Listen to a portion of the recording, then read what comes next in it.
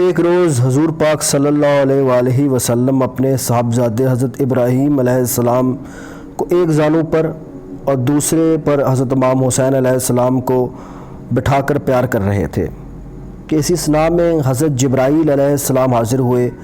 اور عرض کی کہ یا رسول اللہ صلی اللہ علیہ وآلہ وسلم، مجھے اللہ تعالیٰ نے آپ کی طرف اس لیے بھیجا ہے کہ آپ کو مطلع کر دوں کہ یہ دونوں شہزادے آپ کے پاس موجود نہیں رہ سکتے،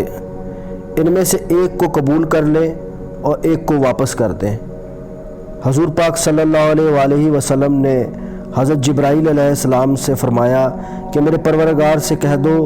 کہ میں اپنے بیٹے ابراہیم علیہ السلام کو حسین علیہ السلام پر قربان کرتا ہوں۔ چنانچہ اس کے چند دنوں بعد حضرت ابراہیم علیہ السلام کا انتقال ہو گیا۔ پھر جب حضرت امام حسین علیہ السلام حضور پاک صلی اللہ علیہ وآلہ وسلم کی خدمت اقدس میں حاضر ہوئے تو حضور پاک صلی اللہ علیہ وآلہ وسلم نے ان کی پیشانی کو بوسہ دیتے ہوئے فرمایا کہ میں نے ابراہیم کو حسین پر قربان کر دیا۔ بحوالہ شواہد النبوت، صفحہ نمبر 305۔